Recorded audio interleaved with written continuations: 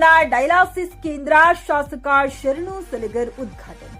ಹುಲಸೂರು ಸಾರ್ವಜನಿಕರಿಗೆ ಆರೋಗ್ಯ ಸೇವೆ ಇನ್ನಷ್ಟು ಸುಲಭವಾಗಿ ದೊರಕುವ ಉದ್ದೇಶದಿಂದ ಪಟ್ಟಣದ ಸಮುದಾಯ ಆರೋಗ್ಯ ಕೇಂದ್ರದಲ್ಲಿ ನೂತನ ಡಯಾಲಿಸಿಸ್ ಕೇಂದ್ರವನ್ನ ಶಾಸಕ ಶರಣು ಸಲಗರ್ ಉದ್ಘಾಟಿಸಿದರು. ಬಳಿಕ ಮಾತನಾಡಿದ ಅವರು, ಗ್ರಾಮೀಣ ಭಾಗದ ಮೂತ್ರಪಿಂಡ ಸಂಬಂಧಿತ ರೋಗಿಗಳಿಗೆ ಈ ಕೇಂದ್ರ ಬಹಳ ಉಪಯುಕ್ತವಾಗಲಿದೆ ಎಂದು ಹೇಳಿದರು. ಇಂತಹ ಆರೋಗ್ಯ ಸೌಲಭ್ಯಗಳು ಸ್ಥಳೀಯ ಮಟ್ಟದಲ್ಲಿ ಲಭ್ಯವಾಗುವುದರಿಂದ ರೋಗಿಗಳು ದೂರದ ನಗರಗಳಿಗೆ ತೆರಳುವ ತೊಂದರೆ ತಪ್ಪುತ್ತದೆ ಎಂದು ಅಭಿಪ್ರಾಯಪಟ್ಟರು.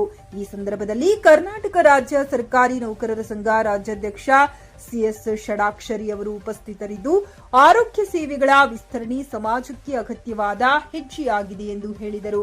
ಕೇಂದ್ರದಲ್ಲಿ 2 ಡಯಾಲಿಸಿಸ್ ಯಂತ್ರಗಳನ್ನು ಅಳವಡಿಸಲಾಗಿದ್ದು, ಪ್ರತಿದಿನ 3 ರೋಗಿಗಳಿಗೆ ತಪಾಸಣೆ ಮತ್ತು ಚಿಕಿತ್ಸೆ ನೀಡುವ ವ್ಯವಸ್ಥೆ ಮಾಡಲಾಗಿದೆ. ಇದರಿಂದ ಸ್ಥಳೀಯ ರೋಗಿಗಳಿಗೆ ಸಮಯೋಚಿತ ಚಿಕಿತ್ಸೆ ದೊರಕುವ ನಿರೀಕ್ಷೆ ಇದೆ ಎಂದು ಆಡಳಿತಾಧಿಕಾರಿ ಶಶಿಕಾಂತ್ ಕನ್ನಡಿ ತಿಳಿಸಿದ್ದಾರೆ.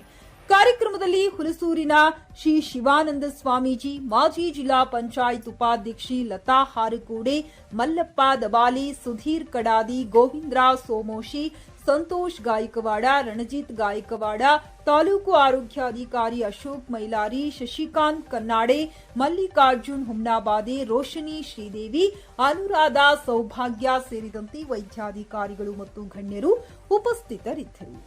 ಸುಪ್ರಭಾತ ನ್ಯೂಸ್, ಹುಲಸೂರು.